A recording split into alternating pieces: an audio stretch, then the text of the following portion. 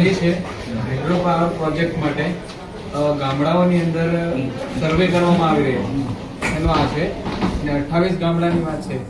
એટલે આ તાત્કાલિક ધોરણે આનો શું જવાબ છે, આ કઈ પ્રક્રિયાની હકીકત શું છે એ અમને જણાવવામાં આવે. બીજું સાથે સાહેબ એમાં બીજું એક બી જોડેલું છે.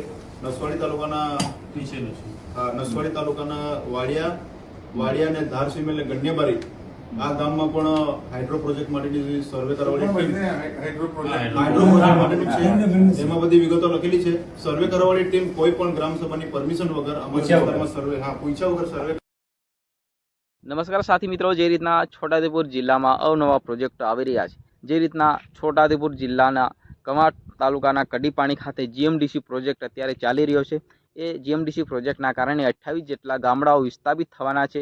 તો આ પ્રોજેક્ટને લઈને લોકો પહેલેથી જ હેરાન પરેશાન હતા. ફરી અત્યારે હાઇડ્રો પાવર પ્રોજેક્ટના નામે એ ગામોની અંદર સર્વે થઈ રહ્યું છે. જે રીતના કવાંટ તાલુકાના તુરખેડા એ હાપેશ્વર ગામની અંદર હાઇડ્રો પાવર પ્રોજેક્ટ નાખવા માટે સરકાર દ્વારા ત્યાં ટીમ મોકલવામાં આવી અને ક્યાંક સર્વે થતા ગ્રામજનો તે સર્વે કરવાવાળા લોકોને ત્યાં રોક્યા અને ક્યાંક લોકો દ્વારા એ કહેવામાં આવ્યું છે કે ભાઈ ગ્રામજનોને પૂછ્યા વગર જે અધિકારીઓ અમારા ગામમાં પહોંચી જતા હોય છે અને ક્યાંક સર્વે કરતા હોય છે, એનાથી અમે હેરાન પરેશાન થઈ રહ્યા છે.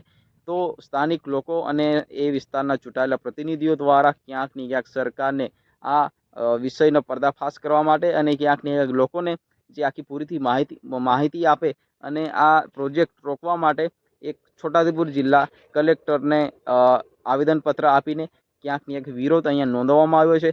જે રીતના નસવાડી તાલુકાની અંદર પણ આ જ પ્રોજેક્ટ પહેલાં સર્વે થયું હતું. જે વાડિયા, આમતા અને ધારસીમેલ વિસ્તારમાં જે આ પ્રોજેક્ટ હાઇડ્રો પાવર પ્રોજેક્ટ એ વિસ્તારમાં એ જે તે ટાઈમે એટલે દોઢ વર્ષ પહેલાં આ જ પ્રોજેક્ટ એ વિસ્તારમાં સ્થાપવાનો હતો, પરંતુ ત્યાં વિરોધ નોંધાતા ફરી આ પ્રોજેક્ટ એ હાઇડ્રો પાવર પ્રોજેક્ટ હાપેશ્વર તુરખેડાની અંદર અત્યારે સર્વે થઈ રહ્યો છે. ત્યારે ચૂંટાયેલા પ્રતિનિધિઓ આમ આદમી પાર્ટીના જે જિલ્લાના જેટલા ચૂંટાયેલા પ્રતિનિધિઓ છે, જે રીતના વાત કરીએ તો નસવાડી તાલુકાના કુકરદા જિલ્લા પંચાયતના ચૂંટાયેલા રસિકભાઈ ડુંગરાબિલ અને છોટાઉદેપુરના જે વાત કરીએ તો જે જિલ્લા પંચાયતના ઉમેદવાર રાજેશભાઈ રાઠવા અને પરેશ રાઠવા અને આખી એમની ટીમ દ્વારા અહીંયા સરકારનો વિરોધ કરવા માટે ક્યાંક જે કલેક્ટર કચેરીએ છોટાઉદેપુર જિલ્લામાં આવેદનપત્ર આપીને જે સરકારને ક્યાંક એ જે તે જવાબ આપે એ રીતના અહીંયા માંગણી કરવામાં આવી છે. તો મિત્રો, જે રીતના આદિવાસી વિસ્તારની અંદર આ પ્રોજેક્ટનો વિરોધ કરવામાં આવી રહ્યો છે, પરંતુ આ પ્રોજેક્ટ એ રોકવાનું નામ નથી લઈ રહ્યો, પરંતુ જગ્યા ચેન્જ કરી રહ્યો છે. ક્યારેક છોટાઉદેપુર જિલ્લાના કવાંટ, ક્યારેક નસવાડી તાલુકાની અંદર આ સ્થાન જે ચેન્જ થઈ રહ્યું છે. આ પ્રોજેક્ટ છે એ રદ નથી થઈ રહ્યો છે. એના કારણે સ્થાનિક લોકો છે એ હેરાન પરેશાન અહીંયા થઈ રહ્યા છે.